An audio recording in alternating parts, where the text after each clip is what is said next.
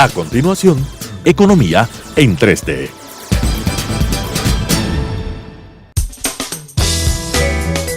Clasificación A. Apto para todo público.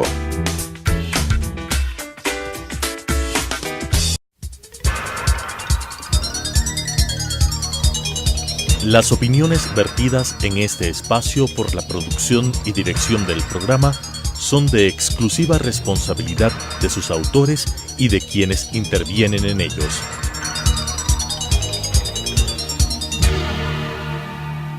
Telesucesos Canal 29 presenta Economía en 3D. Estimados amigos, un gusto compartir con ustedes este programa Economía en 3D con Daniela Oleas, con Rodrigo Espinosa y Mauricio Pozo, quienes habla, entregándoles información, análisis, opinión sobre temas económicos, temas políticos de interés nacional, y sobre esa base pues de evaluar cómo está en general el manejo de las políticas públicas en el Ecuador. En esta oportunidad hemos creído importante iniciar la primera parte de esta emisión con una conversación que vamos a tener con la superintendenta de la Economía Popular y Solidaria, que se trata pues de la doctora Margarita Hernández, quien nos va pues un poco a dar información sobre las funciones de esta institución, el rol que tiene, un poco los retos a los que está participando en este momento esa entidad de control de una parte importante de la actividad de intermediación en el Ecuador, y obviamente también pues para intercambiar algunos puntos de vista que nosotros tengamos sobre ese ámbito. Así que le agradecemos su presencia en esta ocasión. En una segunda parte pues nos acompañará Daniela Oleas, donde estaremos tratando algunos otros temas de interés de todos ustedes. Quisiera tal vez iniciar haciéndole una pregunta muy simple para después un poquito intercambiar algunas inquietudes que podamos tener. ¿Cuál es un poco el campo de acción de la superintendencia?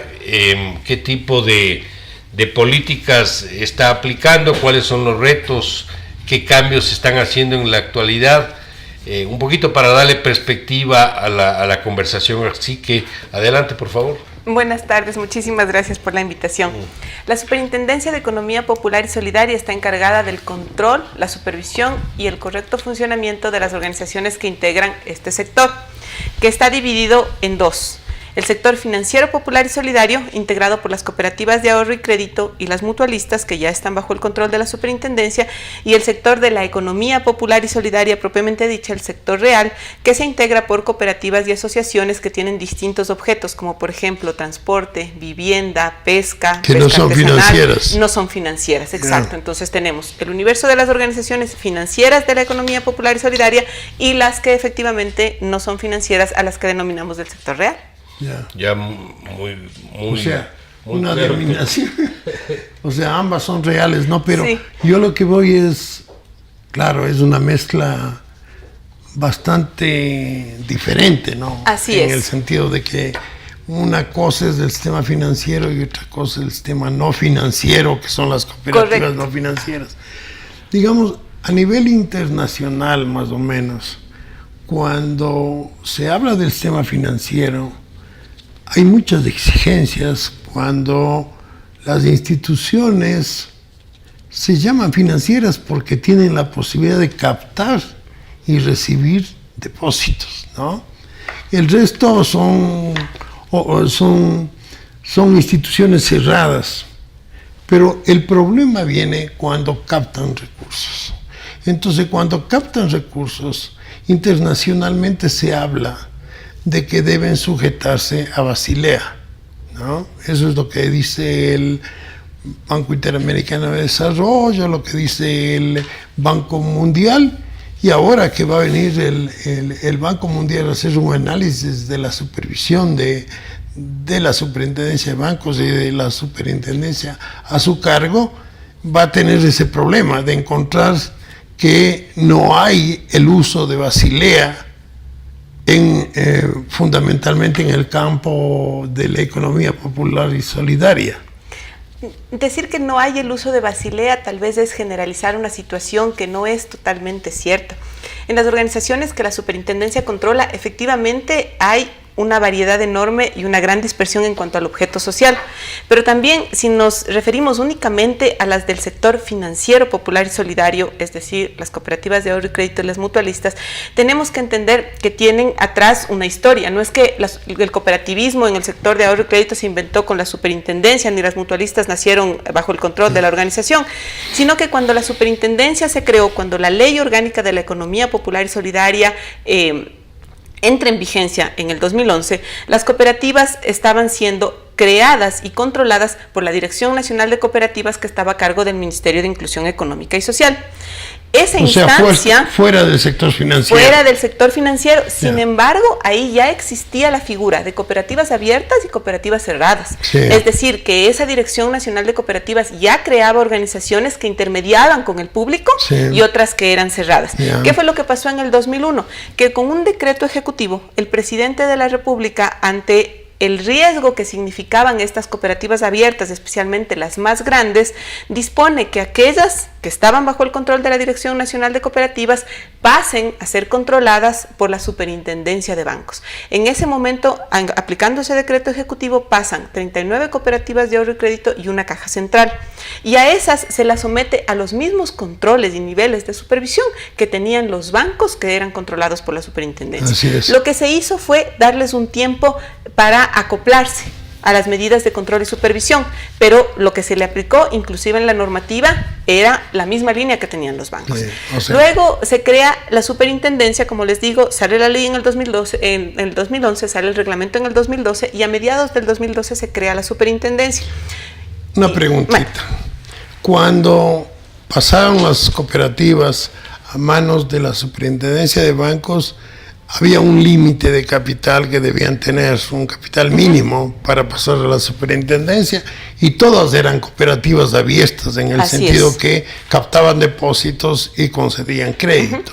Y las que quedaron eran cooperativas que también eran abiertas y otras cerradas. Justamente ese fue el problema. El problema es que la Dirección Nacional de Cooperativas no tenía los mecanismos para poder hacer un control adecuado y poder tener un conocimiento adecuado de las organizaciones que estaban sometidas a su régimen. Yo le voy a poner un ejemplo que permite entender cuál era la realidad de lo que pasaba en la Dirección Nacional de Cooperativas.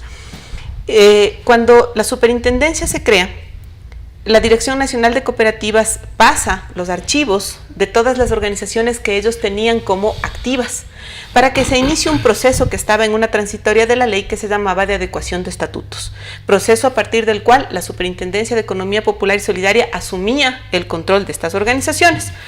Y paralelamente con estos archivos pasa unas resoluciones que se llamaban de liquidación de hecho y de derecho. Y estas resoluciones de liquidación de hecho y de derecho, lo que señalaban es: las siguientes organizaciones quedan liquidadas de hecho y de derecho, y eran listas de organizaciones del sector financiero y del sector no financiero que no habían entregado información en los últimos 5 años. Y se les liquidaba. Y se les liquidaba, pero en este mecanismo, ¿no? De hecho y de derecho. En esas listas estaban organizaciones que, por supuesto, no entregaron información en los últimos 5 años, pero porque en el 2001 pasaron a control de la Superintendencia de Bancos. Entonces era imposible que le sigan pasando a la DNC, y la DNC no había hecho ese cruce. Pero, digamos, estaban en la superintendencia, o sea, ya estaban regulados, no había problema. Pero constan en esas resoluciones de liquidación de hecho y de derecho, porque ese era el nivel de falta de cruce de la información en la Dirección Nacional de Cooperativas. Era un problema formal nomás. Correcto, pero ese problema formal refleja esto, que la Dirección Nacional de Cooperativas no tenía niveles de información ni de tecnología que le permita tener un conocimiento claro sobre la situación de las organizaciones. Y no había control, digamos. No había control. Pasan las que se considera debieron pasar por el nivel de activos, porque hacían intermediación con el público abiertamente a la super de bancos, pero existieron unas que, debiendo haber pasado, no lo hicieron. Y claro, teniendo el tamaño, se vuelven más problemáticas precisamente porque la Dirección Nacional de Cooperativas no tenía los controles. Asume la Superintendencia de Economía Popular y Solidaria todo lo que es sector financiero, en ese momento las cooperativas de ahorro y crédito, tanto de la Superintendencia como de la Dirección Nacional de Cooperativas. Empieza este proceso de adecuación de estatutos y luego empieza, ya cuando tengo las que efectivamente voy a controlar, empieza a incluir en los procesos de control y supervisión a las organizaciones. Nomás. En este momento no hay cooperativas que estén supervisadas por la Superintendencia de Bancos. No. Todas las cooperativas. Todo está en la Superintendencia. ¿Cuántas instituciones son? En este momento la Superintendencia en el sector de Economía Popular y Solidaria, en el sector financiero, tiene 645 organizaciones, que son 641 cooperativas de ahorro y crédito y 4 mutualistas. Ya, ¿y cómo está concentrada el tamaño de las cooperativas? Hay, como pasa en los bancos, hay segmentos. 4 o 5 concentran el 50 o algo así. A ver, las organizaciones están por normativa divididas en segmentos. Tenemos 5 segmentos. El primer segmento son todas las organizaciones que sobrepasan en activos los $80 millones. Ahí tenemos 26 organizaciones.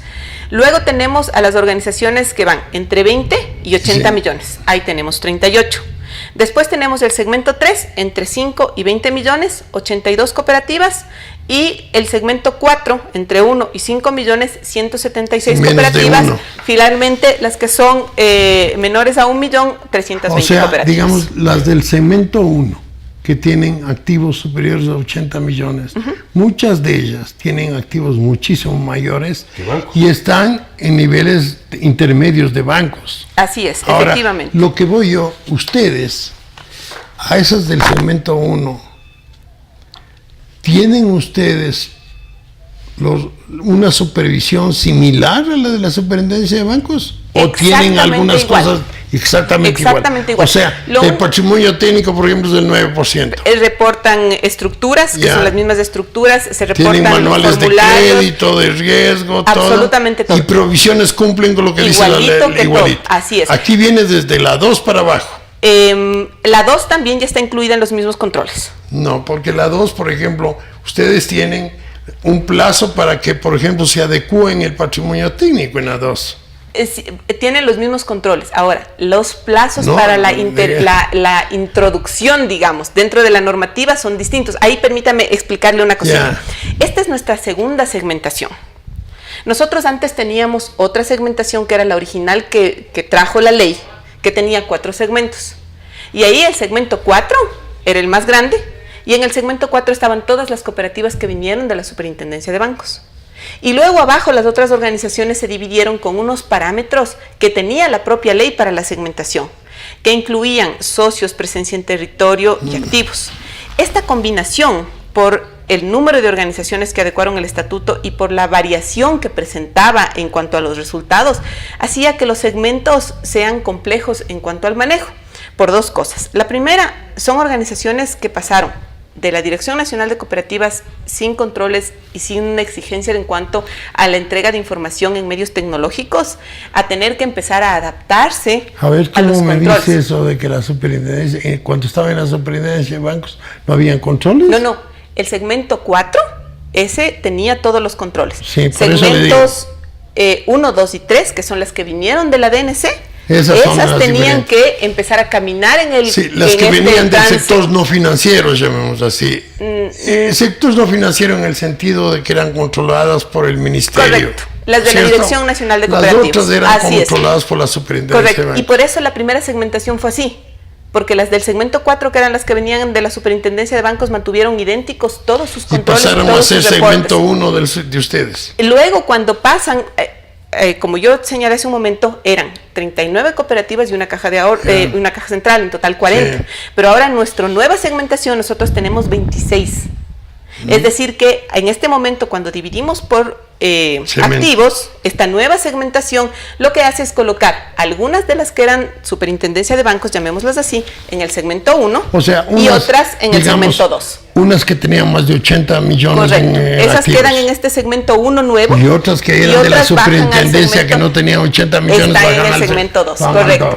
Cada mayo, solo un datito adicional que es importante, cada mayo se hace un ajuste de la segmentación precisamente porque los activos varían y entonces ahí también tenemos un proceso de transición. Es por tamaño de activos. Es por tamaño de activos. Pero verás, una de las cosas que es interesante, porque aquí va a venir un problema que yo veo. Está usted con una bomba increíble con este problema. Han quebrado muchas instituciones y mi preocupación es que internacionalmente las normas para controlar a las instituciones financieras que captan depósitos son iguales, no importa el tamaño. Así es. No importa el tamaño. Entonces, aquí, ¿qué es lo que tenemos? Tenemos instituciones cooperativas que captan depósitos, no sé desde qué nivel de activos, porque tienen el nivel 4 ustedes, cooperativas que captan, del segmento 4 que captan. 4 y 5 captan. 4 y 5 captan, o sea, hasta de menos de 1 millón. Sí. No, entonces tienen esas instituciones que captan depósitos. Que no tienen los estándares de Basilea. Que no tienen los estándares de una institución financiera para ser regulada. Entonces, ese es el problema que yo le veo grave. Claro, ahora, lo que hay que entender es que esas organizaciones tienen otra lógica y eso es lo que nos dice la Ley Orgánica de la Economía Popular y Solidaria. Precisamente por eso se creó la segmentación, para poder respetar la lógica y la naturaleza de esas organizaciones. Pero no es una lógica financiera. Es una lógica del origen de lo que es el sector popular, de la economía popular y solidaria. Es lo que yo creo que tal vez sería importante que ustedes, es una opinión personal, que pidan una opinión externa de qué es lo que se vería como un adecuado control a esos segmentos bajos. Mira, porque capaz el origen es distinto, pero el riesgo, obviamente al tamaño, es similar. Entonces, tal vez por esa razón... Digamos, internacionalmente, Mauricio, hay un punto de diferenciación. Aquellas que captan depósitos del público... Pero todas captan, de lo que entiendo. No todas. Las chiquitas también captan. Las chiquitas también captan. Pero ahora, unas captan y otras no. Son interactúan con sus socios. Hay cooperativas cerradas, por supuesto. Por eso mismo yo hice referencia a esto de la naturaleza y el origen de las organizaciones de la economía popular y solidaria. Porque no hay que olvidarse que son organizaciones de personas y que responden a distintas lógicas. Y vuelvo a insistir, nosotros las heredamos con esas lógicas. Entonces, les voy a poner un ejemplo clarísimo. En el proceso de adecuación de estatutos, nosotros nos encontramos con organizaciones que en realidad eran cajas de ahorros, pero por alguna razón se constituyeron como cooperativas y vinieron así de la Dirección Nacional de Cooperativas, vinieron llamándose cooperativa. Entonces, por ejemplo, una empresa grande tenía, por iniciativa de sus empleados, una cooperativa en la cual sus empleados ahorraban una parte del sueldo y recibían créditos de esa misma, con base en ese mismo ahorro, con una tasa de interés. Pero esa era una cooperativa cerrada. Exacto. Suponte las cooperativas que tenían las instituciones públicas. Correcto. ¿Te acuerdas que Banco Central había y le daba préstamos a los miembros? La tiene todavía. Claro. Y la controla la SEP. Esas no son cooperativas. Yo le pedí alguna vez. Mauricio, esas no son financieras. Esas son cooperativas cerradas. O sea, solo prestan a los socios. Llamémoslo así. No reciben depósitos. Y solo captan de los socios. Y solo captan de los socios. Entonces, ¿qué es lo que pasa? Que lastimosamente en el Ecuador se crean normas puramente ecuatorianas, no internacionales. Entonces, cuando hubo la dirección de cooperativas, ahí era un saco donde había de todo. Habían cooperativas que eran financieras y otras que no eran financieras, por ejemplo, cooperativas de transporte, de todo tipo de cooperativas. Entonces, en ese saco diverso, totalmente donde había el sector real, como dice, y el sector financiero, todo pasa donde ustedes. Exacto, así es. Todo pasa allá, sin normas, sin supervisión. Y ahora, lo que dice el economista es importantísimo para la superintendencia porque precisamente es la base de lo que en este momento vemos ya como una necesidad, que es la generación de una nueva ley. Sí. Porque precisamente la ley con la que se creó la superintendencia y arrancó este proceso de control que ya viene con otra visión técnica de lo que es la supervisión, se ve la necesidad, no solo desde el organismo de control, sino desde las organizaciones, de generar un nuevo cuerpo legal que responda precisamente a esta lógica. porque en este momento no tenemos herramientas para corregir estas distorsiones, lo que yo les comento. Entonces, ¿a qué recurrimos? A decirles, por ejemplo, a esta organización que yo les comento, que no tenía un gerente que era uno de los empleados de la empresa, al que los compañeros le llamaban gerente para que firme los cheques. El contador era el contador de la empresa. El auditorio era el auditorio de la empresa. No tenía una cuenta porque la propia empresa hacía en una parte de su balance un guardadito que era el de la cooperativa. Entonces, el rato que entra el control, ¿qué le decimos? Contador, auditor, auditor externo, oficial de cumplimiento. Y entonces, claro, esas organizaciones, Consejo de Administración, Consejo de Vigilancia, Asamblea, actas, manuales. Entonces se vuelve una cosa que es distinta a su lógica. Pero Mónica, entonces, hay que tomar en cuenta el riesgo. El riesgo, Margarita. El riesgo nace de captar depósitos del público. ¿Correcto? Y la obligación es nosotros defender al depositante. Entonces, yo creo que se debería dividir ahí entre cooperativas cerradas, el resto de cooperativas que son del sector real. No importa el tamaño. No importa el tamaño, pero es cerrada, solamente cerrada no capta del público, o sea, no hay un riesgo posible de un riesgo sistémico. Y son los socios de cerrada, y después las otras, que son abiertas, que captan depósitos del público y que son de diversos tamaños. Correcto, ¿no? y que ya se pueden identificar porque precisamente la superintendencia en este tiempo que lleva de existencia ha levantado ya bases de información que nos permiten conocer estos números que yo les comento. Ahora, ahí hay una cosa que es importantísima en este momento, y es que la superintendencia ya tiene información que le permite generar o ser un actor importante dentro de la generación de política pública, pero ahí necesitamos del apoyo de la parte normativa, y para nosotros es indispensable. Por eso la superintendencia quiere plantear una nueva ley, un proyecto de ley. ¿Y eso no le pueden meter en la ley que está en discusión este rato? No, mira, porque necesitamos todo el cuerpo legal reformado. Mira, hay cuestiones como estas. Patrimonio técnico. Patrimonio técnico se exige que sea el 9% de los activos ponderados por riesgo.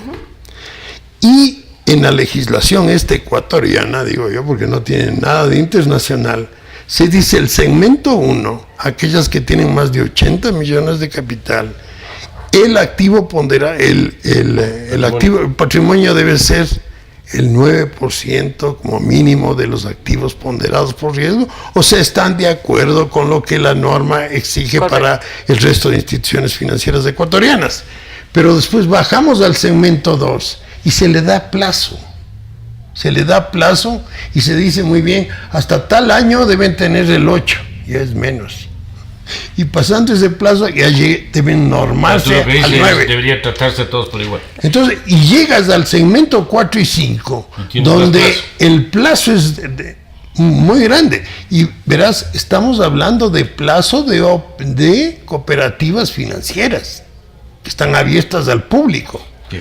Por eso tienes el problema de ese es un tema peligroso. Pero más allá de ser un tema peligroso, lo que hay que entender es un tema que necesitamos ya solucionar como país. Así es. Sí, y por eso nosotros como superintendencia, yo insisto, yo estoy encargada de la superintendencia desde hace 6 semanas, lo que he visto es la necesidad de precisamente llegar a este conocimiento de la información que ya se ha levantado en la superintendencia, a generar la conciencia de que es necesario presentar un proyecto reformatorio íntegro a la ley y cambiar la lógica de las organizaciones, porque la gente siempre piensa cuando oye economía popular y solidaria que es algo marginal, pequeño, pero los números ya nos dicen otra cosa. Y lo que tenemos que hacer es empezar a regular en serio, y ese regular en serio tiene una lógica paralela. En las nuestras, igual que todos los otros intermediarios financieros abiertos, están regulados por el Código Orgánico Monetario y Financiero. Y precisamente lo que hace la Junta es, en función de un artículo que tiene la Ley Orgánica de la Economía Popular y Solidaria, hacer estos tratamientos diferenciados por segmento, entendiendo que si yo pongo la misma vara a todos, lo que voy a hacer con las organizaciones pequeñas que tienen otras lógicas y que sí existen y que cumplen con sus fines en donde están, por ejemplo, en los sectores rurales o marginales, es dañar esa lógica. Porque la cooperativa de la comunidad que no tiene oficial de cumplimiento o no cumple con ciertos tipos de reportes más especializados, sí cumple con su fin de ahorro de crédito. Pero digamos, hay cosas de solvencia que son importantes. Por ejemplo, provisiones. Se dice, una institución financiera tiene que cumplir con el 100% de provisiones en relación con la cartera improductiva. La cartera improductiva. Tiene que tener el 100%. Y aquí viene algo rarísimo, que se les da plazo para que lleguen a esos niveles de provisión. Claro. Entonces, solo el segmento 1 tiene que cumplir. Y cuando uno ve los balances del segmento 1, hay algunas que no cumplen con eso. Ahora, hay que entender la misma lógica. Nunca provisionaron, porque la Dirección Nacional de Cooperativas jamás la exigió. O sea, ellos ni siquiera pensaron en lo que es una provisión. Entonces, de pronto, a una organización que vivía del propio giro entre el ahorro y el crédito que colocaba, que muchas veces ni siquiera cubre sus costos. Pero las que estaban en la superintendencia de bancos sí tenían obligación de provisionar y provisionaban. Tenían obligación de provisionar y provisionaban. Y esas son el segmento 1. Esas son, no solo el segmento 1, ahorita tenemos entre el segmento 1 y el segmento 2. La superintendencia ya tiene información, sin embargo, insisto, aquí tenemos un tema que debe ser tratado ya desde el punto de vista de la política pública. Yo tengo un temita más puntual, pero antes de eso, ¿se dan abasto con 642? Hacemos un esfuerzo.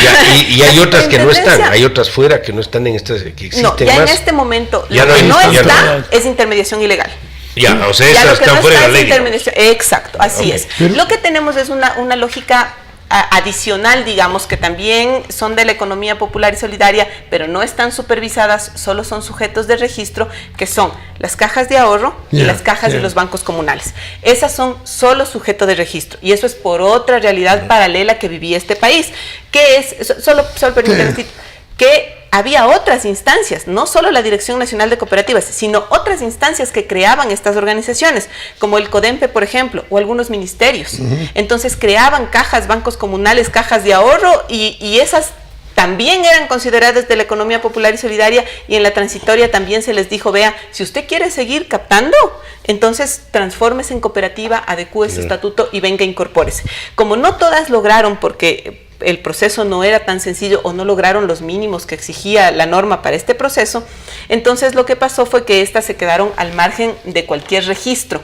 Y ahora la superintendencia, porque ya salió la norma de la Junta de Política y Regulación Monetaria y Financiera que nos permite, ya hace el registro de estas organizaciones. También es posible crearlas si es que hubiera la necesidad. Estas sí son totalmente cerradas, es solo para captar y colocar entre los que son sus miembros, y estas organizaciones son sujetos de acompañamiento por parte de la Superintendencia de Economía Popular y Solidaria, no de control. Pero esa es una lógica paralela a este universo que nosotros tenemos. Yo tengo un temita que me parece importante, me disculpa, Rodrigo. Hay instituciones que reciben créditos del exterior, esos créditos, pero no captan aquí. Me refiero a ONGs. Las fundaciones. Reciben créditos del exterior y prestan a sectores que ningún sector financiero presta, que es el sector rural marginal, o sea, fuera de las ciudades. Esas instituciones no tienen deducción de impuesto a la renta por provisiones. Es increíble, porque las provisiones en cualquier balance del sistema financiero es deducible el impuesto a la renta, ellas no tienen eso. Y además, como reciben plata de afuera, el rato que pagan el crédito afuera, les cobran el 5% de impuesto a la salida de divisas. Entonces, a mí me parece que ese tema sí debería ser repensado y reconsiderado, porque precisamente es un sector, primero, que atiende a los más pobres. Estamos hablando de créditos de $1,000, $2,000, $3,000 por operación. Pero esas no son controladas por nosotros. Pero solamente déjeme terminar el tema. 1. 2, el tema de las provisiones del impuesto a la renta, lo cual es una locura, porque por cuidar bien, digamos, la cartera colocada, les toca pagar más impuestos, lo cual es medio perverso. Pero ve, Mauricio. Y están en el limbo porque de alguna manera quisieran estar reguladas por la Superintendencia de Economía Popular y Solidaria, pero están en el limbo porque tampoco tienen mucha control por parte del Ministerio de Inclusión Social, o sea, están medio en el aire. Es raro, así es. Y estamos hablando de más de $100 millones de recursos, no estamos hablando de una cifra tan chiquita. Entonces quería preguntarles eso para ver si ustedes tienen en mente de que ese tipo de instituciones de alguna manera entren a ser controladas por ustedes. Lo que sucede es que esas organizaciones tienen una lógica distinta que no es la de la ley que nos regula. Exacto. Entonces ahí es diferente. Pero no captan. Son prohibidos de captar. No captan, pero reciben... Bueno, sus captaciones son los créditos de afuera realmente. No, pero no captan. Claro, es un crédito. Y de afuera, mira, yo he estado metido un poco en este sector, ¿no? De afuera es bien complicado que a una ONG que no se maneja de acuerdo a criterios financieros le presten plata. Porque todas las instituciones de afuera que prestan plata exigen determinados requisitos para recibir. Los que conozco sí cumplen todo, Rodrigo. Por lo mismo, si cumplen todo. Son súper rigurosos en cuanto lo que le llaman los covenants de los acuerdos. Sí. Es decir, y las ONGs no pagan impuestos. A ver, ellos no tienen utilidades. No, impuesto a la renta sí pagan, pues. Pero no tienen utilidades. Utilidades no, pero impuesto a la renta sí pagan. Lo que te quiero decir es que deberían tener, si hay un control financiero riguroso, deberían tener beneficios similares. Pero verás, no son instituciones financieras. Aquí lo importante es que tú definas bien qué es institución financiera, y la definición internacional de instituciones financieras son las que captan depósitos. Yo sé, pero el problema no es ese, sino que estas instituciones dan crédito a sectores que no da ningún sector financiero en el país, ni bancos, ni cooperativas, ni mutualistas. ¿Qué es lo que dan? Lo que sí te dan. Estos te prestan a 2 kilómetros arriba en la montaña una tiendita. Hay cooperativas que hacen eso. Sí. Y hay bancos de microfinanzas que hacen eso. Son porcentajes de cartera. No creas. Credife es una institución que te millones de dólares presta. En microcrédito, pero no del sector rural. En el sector rural. Sí, pero no del sector rural agrícola, Rodrigo. No, mira, hay bancos que se especializan en conceder crédito, microcrédito en el sector rural. Así es. Solamente en el sector rural. Hay uno que tiene consumo y microcrédito. Y la cartera del Banco Pichincha, que es la más grande del sistema, que son 800 Banco millones. Solidario, Banco Credife, tienes Banco de Miro, tienes... Hay varios que hacen. Pero ellos no tienen deducción. Pues, los dos digamos, no tienen deducción. Las provisiones, hay problemas ahí porque es conveniente que las provisiones sean consideradas como gasto. Lo que el SRI te dice, que vos no puedes provisionar más de lo que debes. Ya, eso está bien. Y ellos deciden. Eso ya, no está. Pero yo lo que te estoy diciendo es que las provisiones que tienen estas instituciones sobre cartera colocada no son deducibles de impuesto a la renta, y estas instituciones sí pagan impuesto a la renta. No, entonces hay un problema, pero es que no son deducibles porque las provisiones son del mercado financiero. Bueno, ahí hay un problema que no está... Hay un tema que es importante resaltarlo desde el punto de vista de las organizaciones estas con una lógica pequeña de territorio. La Superintendencia de la Información que tiene ha logrado determinar que en los lugares en donde el factor de ruralidad es el 75%, es decir, los 60 cantones con mayor ruralidad de este país, las cooperativas de ahorro y crédito por cada dólar que captan colocan $1.43.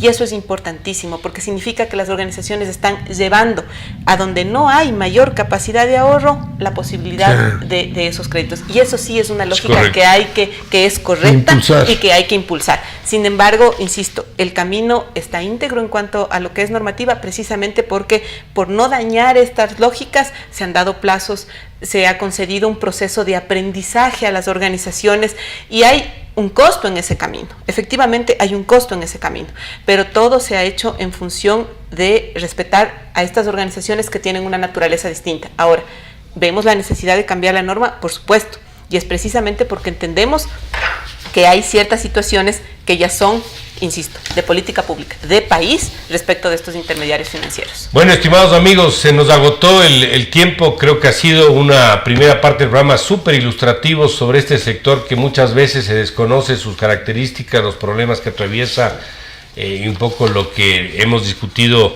De alguna manera creo que va en la dirección de ilustrar un poco el rol de esta institución. Le queremos agradecer mucho a la doctora Margarita Hernández por su presencia aquí. Ha sido muy útil sus informaciones para todos nosotros y ojalá pues, nos podamos ver en una próxima oportunidad para seguir tratando estos temas. Vamos a entrar en una pausa y continuamos con el programa Economía en 3D. Enseguida volvemos. Economía en 3D.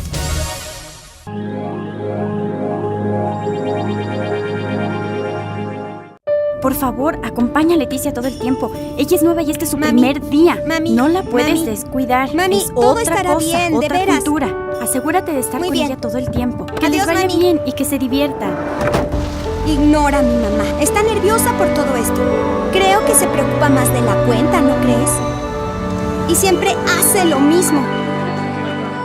Así que, ¿estás lista para entrar al horripilante castillo de los espantos? Y la verdad, en serio, es tan aburrido que no sé cómo se les ocurre que tengamos que venir aquí diario. ¿Y cuántas escuelas hay donde tú vives? Ni una.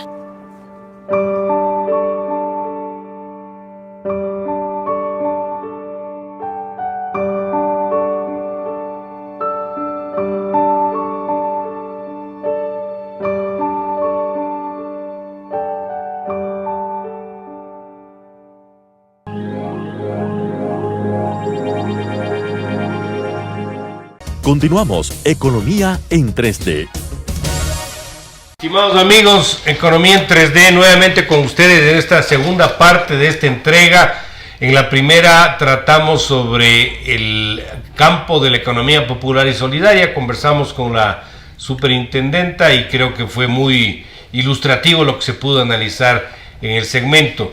En esta segunda parte yo quería invitarles a mis colegas de la mesa para hablar un poquito de lo que acaba de ocurrir en Colombia, el triunfo del candidato Iván Duque sobre Gustavo Petro de la otra tendencia, las implicaciones de esto para el Ecuador en lo económico básicamente, también lo político, y también quería incluir un tema adicional que es esto de que las señales buenas con la nueva con el nuevo ministro de Economía, algunos otros cambios que se han dado, la visita del fondo que está, por cierto, en estos días llegando al Ecuador, el envío del proyecto de ley que sí contempla temas que me parecen favorables, es incompleto, habrá que hacer ajustes, pero creo que de alguna manera cambia de rumbo. Parece que no han incidido mucho en el riesgo país sigue subiendo, entonces tal vez analizar estos dos temas en estos minutos que nos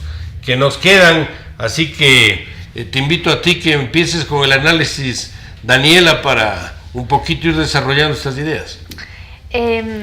Las elecciones en Colombia fueron el domingo y ganó Iván Duque. Iván Duque es del uribismo, es la persona, digamos, elegida por Uribe para terciar en las elecciones, y es una persona que hasta hace 8 meses en Colombia nadie lo conocía muy bien. Él es un abogado que ha estado en Washington durante 12 años, estuvo en el BID. Él empezó a trabajar en el sector público de la mano de Santos. Él trabajaba con él como un secretario en el Ministerio de Hacienda y después se fue al BID. Es especialista en temas de económicos, siendo abogado se ha especializado en temas de económicos, sobre todo economía naranja, y me acordaba de ti, porque le gusta ese tema, y él, dentro de las propuestas que dice que va a impulsar, es básicamente todos los temas relacionados con innovación y la cultura, y cómo eso puede ser uno de los ejes de desarrollo de Colombia. De todas maneras, en Colombia las percepciones están divididas. Para mucha gente que sea una persona tan cercana a Uribe no es una muy buena noticia. Y de todas formas, en términos de qué es lo que va a pasar con la economía y con el Ecuador, uno de los temas que preocupa, que podría preocupar, es que él ha dicho que va a revisar los términos de la negociación con las FARC, sobre todo en relación a los acuerdos de la entrega de las tierras. Hay un tema de revisión de tierras ahí. Y eso tiene mucho que ver porque en la frontera hay la zona de cultivo de coca.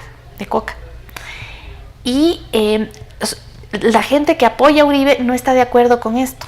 Entonces puede ser que esa revisión de los acuerdos de paz sí tenga repercusión con un resurgimiento de problemas en la frontera. ¿Tú dices la gente que apoya a Uribe no está de acuerdo con que cambien eso?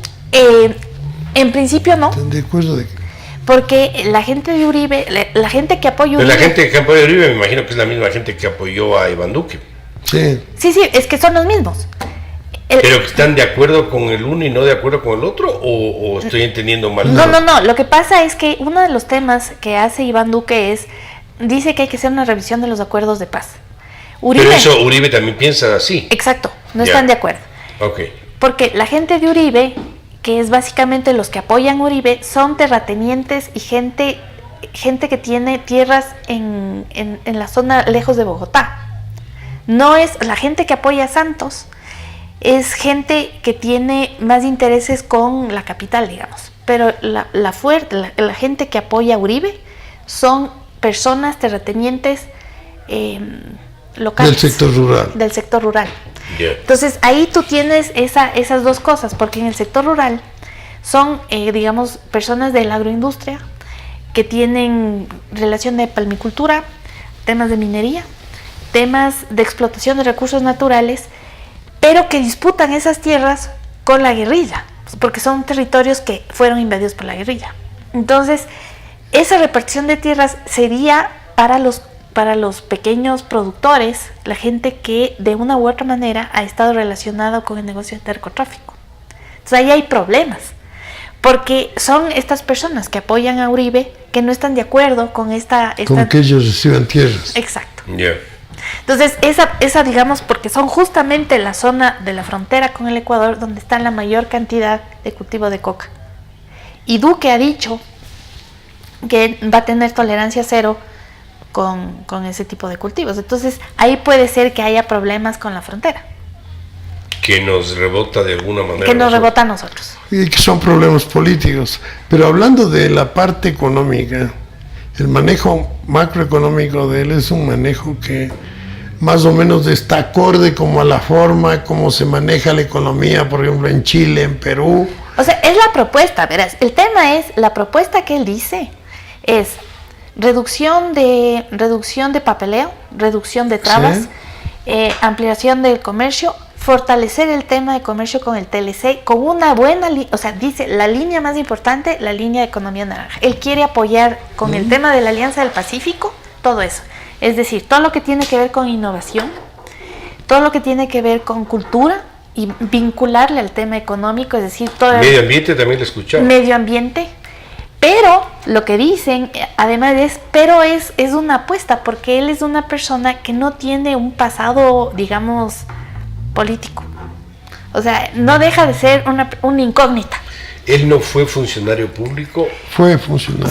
Pero no visible, digamos. No visible, y fue muy corto tiempo. Él es bien joven, tiene 42 años, es el presidente más joven de Colombia. Pero en el BID tuvo la posibilidad de trabajar en el BID, y en el BID la mayoría de cosas que hace están vinculadas con la economía. Claro, él se vinculó mucho con el tema cultural, economía naranja. Tiene varios libros de eso. Por eso es que él habla muy bien en economía, tiene un discurso económico muy positivo.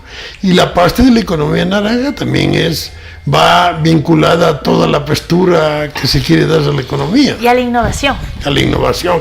La innovación es mira lo que dijo Lagos en la reunión. Que cuando él hablaba, cuando uno lee el programa de Duque, y escuchó a Lagos, estaba muy sintonizado, pero él decía, es la apuesta del futuro, es la proyección hacia dónde vamos. Entonces, de hecho, es un discurso bien moderno, porque es innovación, medio ambiente, flexibilización laboral en términos de pensar en una economía, en temas laborales ya con internet, o sea, es una apuesta totalmente distinta a lo que nosotros estamos acostumbrados. Mucho más moderno. Mucho más moderno. Mucho más moderno. Y más libre. Fíjate, yo más creo libre. Que lo que tú decías, Rodrigo, es verdad. O sea, los colombianos también han sido un ejemplo de continuidad de manejo económico con distintos gobiernos, ¿verdad? Uno ve lo que han hecho en las últimas administraciones, la línea es la misma, y normalmente han tenido muy buenos ministros de economía. Y mira, gente muy capacitada y con equipos económicos bien cohesionados. Y unas instituciones bien fuertes. Tremendamente. El Banco de la Reserva Federal, el Banco de la Reserva de Colombia es una institución bien fuerte. De la República. Los ministerios son de comercio, el Ministerio de Finanzas, de Economía, todos son instituciones realmente muy fuertes y muy importantes. A nivel latinoamericano tienen un peso muy importante.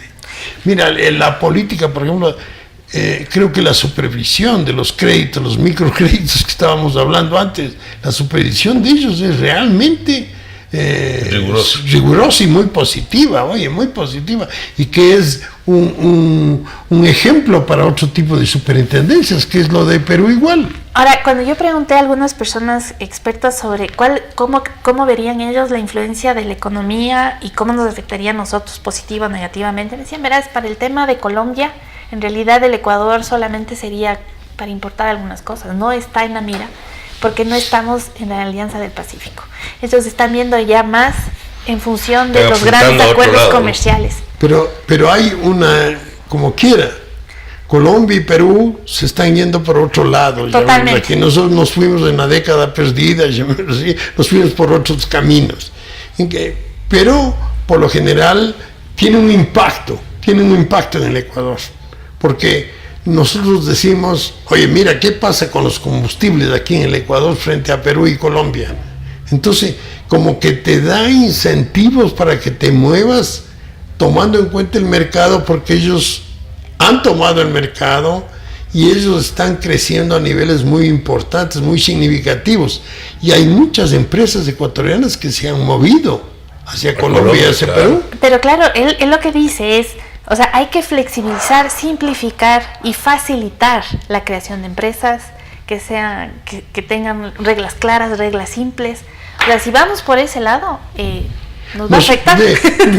Nosotros decimos lo mismo, pero ellos están muy avanzados en eso. No, y ellos están pensando ya en la proyección que hablaba Lagos, o sea, y están pensando en cuál es el futuro, dada la tema de innovación y los requerimientos del futuro. Digamos, la economía moderna te está diciendo eso, tienes que moverte hacia allá. Claro, verás, yo no sé la estructura arancelaria colombiana, pero no me extrañaría que le bajen aún más. Está proponiendo bajar. En cuyo caso podemos generar otros problemas con nuestros aranceles tan altos que tenemos todavía en temas de frontera. Tenemos la ventaja de que estamos tan cercanos y muchas políticas tienen un impacto en el Ecuador. O sea, es más posible que el Ecuador tome como ejemplo para adoptar determinadas políticas. Por ejemplo, hace un momento hablamos de la supervisión de estas pequeñas cooperativas, llamémoslo así, que no están ligados al mundo internacional, la forma como se controla y se supervisa, está fuera. Ellos, en cambio, tienen una supervisión y un control vinculado a Basilea, igual Perú. Entonces están muy avanzados. Eso hace que el Ecuador trate de copiar esas normas positivas que ha habido. Yo te digo, muchísimas cosas se hicieron en el Ecuador tomando en cuenta lo que se hace en el Perú y se hace en Colombia. Por ejemplo, el buró de crédito, que fue un avance muy importante que tuvo el país, lo hizo copiando la normativa de Perú. Y se desarrolló un buró de crédito, un sistema de burós de crédito muy positivo que se terminaron. Y ahora las instituciones financieras tienen problemas, principalmente estas, de que no cuentan con información crediticia de los ecuatorianos. Fíjate, nosotros tenemos a Colombia como el país donde existe la mayor colonia de extranjeros. O sea, los colombianos, la colonia más grande que tiene el Ecuador de extranjeros. Así es. Y las inversiones colombianas en el Ecuador tradicionalmente han sido más grandes que las inversiones ecuatorianas en Colombia. Si ellos están apuntando a otros lados, a la Alianza del Pacífico, están pensando en México, están pensando en otros países, sí puede haber una suerte de, pongámoslo así, de movida de recursos en otra dirección distinta a la que ha venido dando. Porque la relación comercial con ellos es una. Ahí podemos tener déficit o superávit, pero también hay la relación financiera de las inversiones de lo que se llama de capital de trabajo o de activos fijos que han puesto aquí en el Ecuador. Entonces, sobre esa base también puede haber un impacto de lo que ellos vayan a propender de su proceso de inserción internacional. Es como que ellos están pensando en grandes movimientos y a lo grande, ¿no? Que es como deberíamos ir nosotros. Es como que estamos medio retrasados. Pero verás, nosotros lo que estamos hablando de la apertura comercial de los países. Colombia y Perú están muy avanzados, pero el Ecuador está naciendo cada vez más, con más fuerza, la necesidad de que el Ecuador se abra al exterior. Nunca se ha hablado, como en este último año, por ejemplo, de que el Ecuador requiere realmente los tratados de libre comercio. Y hablando ya de la necesidad de los tratados bilaterales de inversión. Sí, Ya le escuché al ya ministro se decir habla claramente, de eso. sí. Ya hay problemas, o sea, ya se dice que es esto de la soberanía en la parte económica de la... Sí. Son problemas que hay que ir limando, y lo que se ve en el gobierno del presidente Moreno es un cambio. Total. Hacia más a la apertura, más libertad en la parte económica. A veces se les va la mano en algunas cosas, ¿no? Que no se hace un análisis profundo de lo que se está presentando. Por ejemplo, nosotros sabemos que el proyecto del ministro Campana respecto a las nuevas inversiones que se van a beneficiar de determinados beneficios, aquí no nos han presentado a nosotros inversiones de qué tipo son. ¿De qué tipo son? Por ejemplo, nosotros sabemos que en el sector financiero, en el sector bancario, todos los años hay nuevas inversiones. ¿Por qué? Porque el negocio bancario te obliga a vos a ir capitalizando las utilidades para crecer, porque el crecimiento de las instituciones financieras está relacionado con el patrimonio. Mientras más patrimonio tienes, más puedes crecer. Entonces todos los bancos buscan y capitalizan cantidades importantes. A los bancos vos no puedes darles un beneficio similar al tipo que va a invertir en agricultura. O sea, porque si vos le das a la banca que hace eso por naturaleza, le das un incentivo por el aumento de la inversión, estás creando un problema tremendo. ¿Por qué? Porque dejas de recibir impuesto a la renta de un sector que no requiere ese tipo de beneficios para incrementar su inversión. De todas maneras, yo te digo, el tema de los incentivos sí te puede estar rechazando cierto tipo de inversiones por haber segregado como está al menos en el proyecto. Sí. Ahora, por decirte, agroindustria, Rodrigo.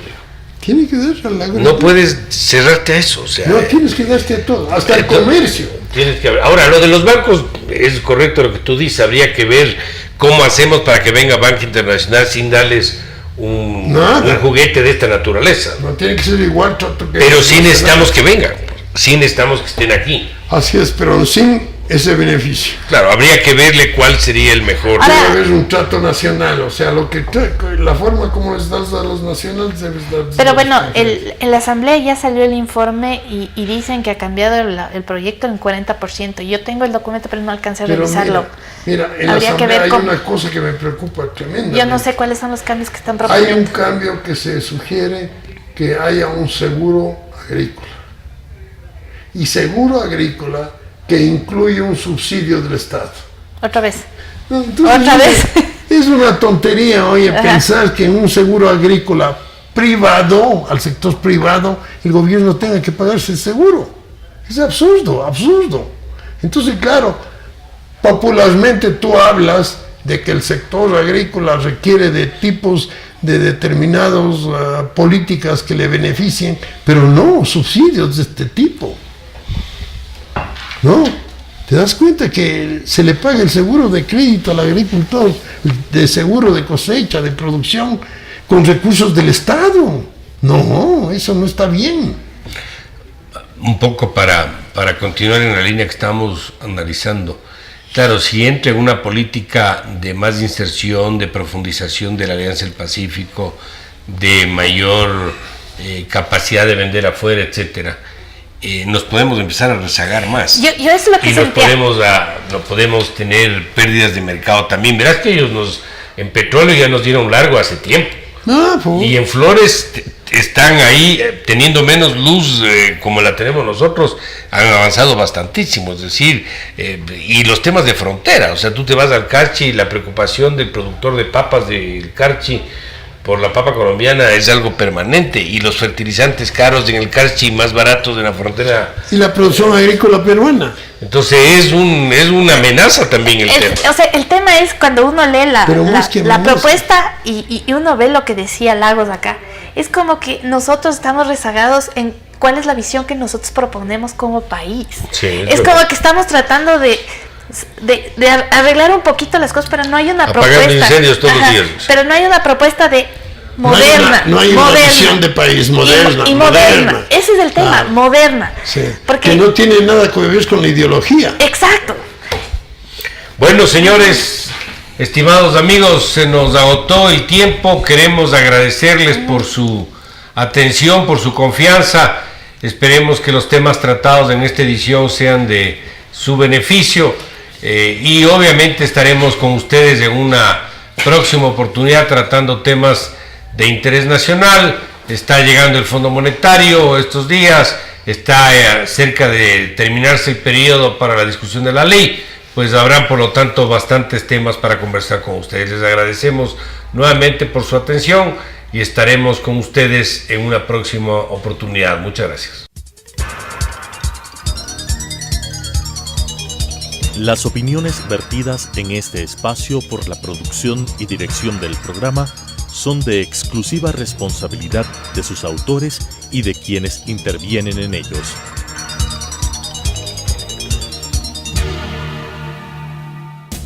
Telesucesos Canal 29 presentó Economía en 3D.